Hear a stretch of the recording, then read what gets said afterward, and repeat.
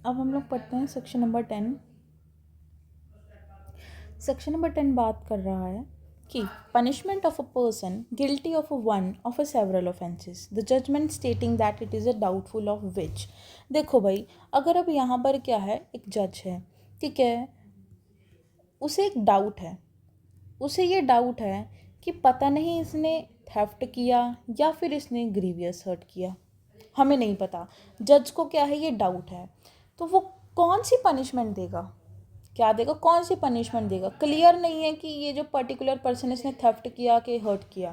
तो कह रहा है कि जब बहुत सारे ऑफेंसेस किसी ने कमिट किए और जो जजमेंट है वो क्या है, डाउटफुल है, बहुत ज़्यादा डाउट है कि उसने कौन सा ऑफेंस कमिट किया भाई, क्योंकि यहाँ पर जब चार्ज बनकर आया तो उसमें थेफ्ट भी लिखा है, हर्ट भी लिखा है, हमें नहीं पता।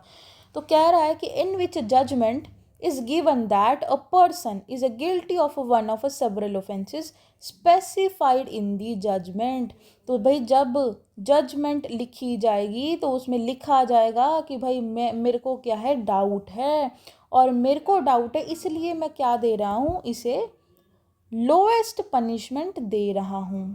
क्या दे रहा हूँ, लोएस्ट पनिशमेंट दे रहा हूँ। क्यों दे रहा हूँ, क्योंकि भाई मैं डाउटफुल हूँ। ऐसा कौन लिखेगा, ऐसा जज या मैजिस्ट्रेट लिखेगा जो भी जजमेंट पास करेगा। क्या है कि ये कह रहा है कि अगर, ये कह रहा है कि अगर यहाँ पर जो जज है वो क्या है, डाउटफुल है, उसे नहीं पता कि किसी पर्सन ने मर्डर किया, रेप किया या फिर चोरी की, ग्रीवियस हर्ट किया, नहीं पता, डाउटफुल है। लेकिन जो चार्जशीट बनकर आती है उसमें लिखा गया कि इसने थेफ्ट भी किया है, ग्रीवियस हर्ट भी किया है, रोबरी भी की है, सब कुछ किया है। तो जज क्या करेगा, जजमेंट देगा। किस चीज़ के बेस पर देगा, क्योंकि वो डाउटफुल है, लिखेगा, पहले तो बताएगा कि सर मैं इसे ये वाली जजमेंट दे रहा हूँ, मैं डाउटफुल हूँ, इसलिए मैं क्या कर रहा हूँ, इसे सबसे लोएस्ट पनिशमेंट दे रहा हूँ, इस तरीके से ये कहेगा। ठीक है, if the same punishment is not proved for all.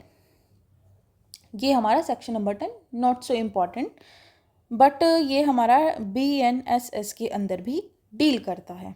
ठीक है, अब आते हैं solitary confinement is very important, बहुत ही ज़्यादा क्या है, इम्पॉर्टेंट है सॉलिटरी कन्फाइनमेंट। सॉलिटरी कन्फाइनमेंट का मतलब क्या होता है, जब किसी पर्सन को सबसे अलग एक कमरे में बंद कर दिया जाए, मतलब उससे कोई बातचीत नहीं कर रहा, सबसे अलग उसे बंद कर दिया है कुछ टाइम पीरियड के लिए। आपको पता है कि सॉलिटरी कन्फाइनमेंट तो यही होता है कि जब किसी को बंद कर दो और उससे कोई बातचीत नहीं कर रहा, उसे अकेले बंद कर दो। क्योंकि देखो आपको पता है कि अगर सिंपल इम्प्रिजनमेंट होता है तो वो बाकी लोगों के साथ रहता है, बातचीत करता है, तो मतलब कोई ना कोई उसका दोस्त तो होता है उसके पास। लेकिन जब हम किसी पर्सन को अकेले में बंद कर देते हैं काफ़ी टाइम के लिए, तो उस आपको पता है कि उसके मेंटली उसके दिमाग पर काफ़ी असर पड़ता है। तो इसलिए तो सेक्शन नंबर 10-11 डील करता है सॉलिटरी कन्फाइनमेंट। वर्ड लर्न रखना, सॉलिटरी कन्फाइनमेंट, जब किसी पर्सन को बंद कर दिया जाता है जेल के अंदर, जब जहाँ पर उसके पास कोई भी पर्सन नहीं होता। कह रहा है कि when ever any person is convicted, क्या है, जब किसी पर्सन को कन्विक्ट कर लिया गया, पकड़ लिया गया, जेल में डाल दिया गया और उसे क्या है, रिगरस इम्प्रिजनमेंट मिली है। क्या मिली है, रिगरस इम्प्रिजनमेंट मिली है।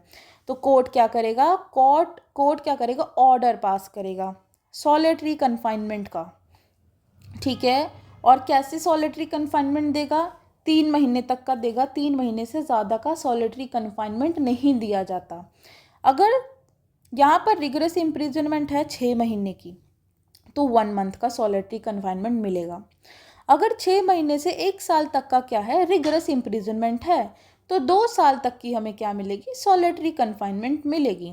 अगर 1 साल से ज़्यादा का रिगरस इम्प्रिजनमेंट दिया गया है जज के द्वारा, तो 3 महीने की सॉलिटरी कन्फाइनमेंट पक्का मिलेगी ही मिलेगी। सॉलिटरी कन्फाइनमेंट मिलती है, ज़रूर मिलती है, किसके अंदर, रिगरस इम्प्रिजनमेंट के अंदर, जिसके अंदर मैंने आपको बताया हार्ड लेबर का काम कराया जाता है। कह रहा है कि सेक्शन नंबर 11 सिर्फ इतना कह रहा है कि आपको क्या मिलेगी, सॉलिटरी कन्फाइनमेंट मिलेगी। अगर आपको रिगरस इम्प्रिजनमेंट मिलती है, कोर्ट जैसा भी ऑर्डर करेगा उसके अकॉर्डिंग ही आपको पनिशमेंट दी जाएगी सॉलिटरी कन्फाइनमेंट की। लर्न कर लो इसे फटाफट कि 6 महीने हैं तो 1 साल तक का है तो 2 महीने, अगर 1 साल से क्या है ज़्यादा का है तो 3 महीने की सॉलिटरी कन्फाइनमेंट मिलेगी। लेकिन इसकी कुछ लिमिट भी होती होगी भाई, ऐसा थोड़ी हम किसी पर्सन को 3 महीने के लिए ऐसे सॉलिटरी कन्फाइनमेंट में डाल देंगे, वो तो पागल हो जाएगा। नहीं, ऐसा नहीं। कह रहा है कि इसका कुछ क्या लिमिट होता है। लिमिट होता है किसका, सॉलिटरी कन्फाइनमेंट का कुछ लिमिट पीरियड होता है, वही इसने कहा गया। ध्यान से समझना, अगर 3 महीने से क्या है, लेस देन है, 3 महीने से कम, ध्यान से समझो, ये रहे 3 महीने, अगर 3 महीने से क्या है, कम का रिगरस इम्प्रिजनमेंट है, फिर तो आपको मिलेगी 14 दिन। 14 दिन का क्या मिलेगा, सॉलिटरी कन्फाइनमेंट मिलेगा। कैसे मिलेगा, पहले आपको 14 दिन डालेंगे सॉलिटरी कन्फाइनमेंट में, फिर 14 दिन का आपको क्या मिलेगा, गैप मिलेगा, फिर 14 दिन का फिर आपको दोबारा से क्या दिया जाएगा, सॉलिटरी कन्फाइनमेंट दिया जाएगा। कह रहा है कि नॉट मोर देन 14 डेज, 14 दिन से ज़्यादा नहीं होना चाहिए, 14 डेज ही होना चाहिए, 14 दिन से ज़्यादा नहीं होना चाहिए। ध्यान से समझो, अगर 3 महीने से सॉलिटरी हमें रिगरस इम्प्रिजनमेंट दिया गया 3 महीने से कम का, ठीक है, such confinement shall never be for more than 14 days, 14 साल से ज़्यादा नहीं होना चाहिए। सेकंड पॉइंट क्या कह रहा है कि अगर यहाँ पर सॉलिटरी रिगरस इम्प्रिजनमेंट दिया गया है 3 महीने से ज़्यादा का, इम्प्रिजनमेंट दिया गया है 3 महीने से ज़्यादा का, तो आपको कितना, 7 दिन रखेंगे, फिर गैप, फिर 7 डेज आपको सॉलिटरी कन्फाइनमेंट में रखेंगे, फिर गैप, फिर 7 डेज आपको सॉलिटरी कन्फाइनमेंट में रखेंगे। मतलब अगर आप आए हो ज़्यादा दिनों के लिए, 3 महीने से ज़्यादा के लिए आए हो तो 7 दिन, और अगर आप आए हो 3 महीने से कम के लिए इम्प्रिजनमेंट के लिए, फिर आपको मिलेंगे 14 दिन, आपको सॉलिटरी कन्फाइनमेंट में रहना पड़ेगा।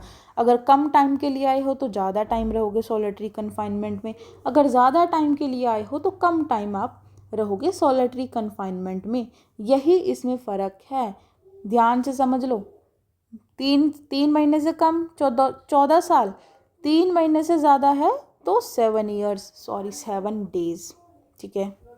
आई होप आपको ये वाला क्लियर हुआ होगा। कोई भी डाउट, पनिशमेंट बहुत इंपॉर्टेंट है, कोई भी डाउट है दोबारा पूछ लेना, लेकिन मैं आपको सब कुछ बता दूंगी। लेकिन जब तक आप इसे लर्न नहीं करोगे, समझोगे नहीं, लिख कर प्रैक्टिस नहीं करोगे, सेक्शंस को लर्न नहीं करोगे, तब तक आपको कुछ नहीं आएगा।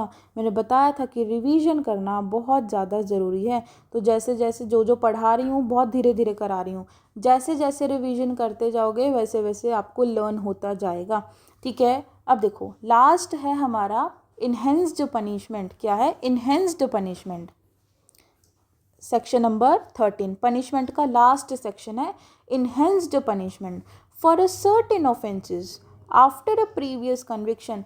देखो भाई, कह रहा है कि कोई पर्सन है राहुल बड़ा ही बदतमीज़ लड़का है, और वो क्या कर रहा है, बार बार चोरी कर रहा है, ठीक है। उसे जेल में डाला गया 3 सालों के लिए, फिर उसने दोबारा से चोरी कर ली, फिर उसे हमने जेल में डाला 3 सालों के लिए, फिर कर रहा है, बार बार कर रहा है, ठीक है, बार बार क्या कर रहा है, ऑफेंस कमिट कर रहा है। तो कोर्ट कहेगा कि इसे तो आदत पड़ गई है अब जेल में रहने की, आदत पड़ गई है, तो कोर्ट कहेगा कि अब तू 10 साल तक रहेगा जेल में और फाइन पे करेगा। कौन से ऑफेंसेस की बात कर रहा है, सेक्शन नंबर 11 और 13, क्वाइन और गवर्नमेंट स्टैंप से रिलेटेड जो भी हमारे सेक्शंस हैं, ऑफेंसेस हैं, बीएनएस के अंदर ही हैं, बीएनएस के अंदर ही हैं, ठीक है।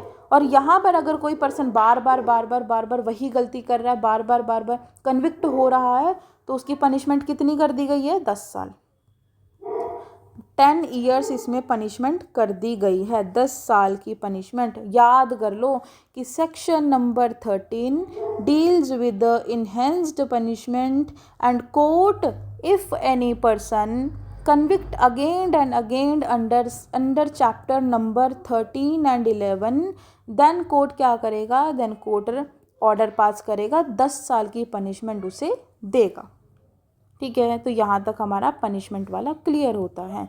अगर आप ये केस नहीं भी करोगे तो भी चलेगा, ठीक है।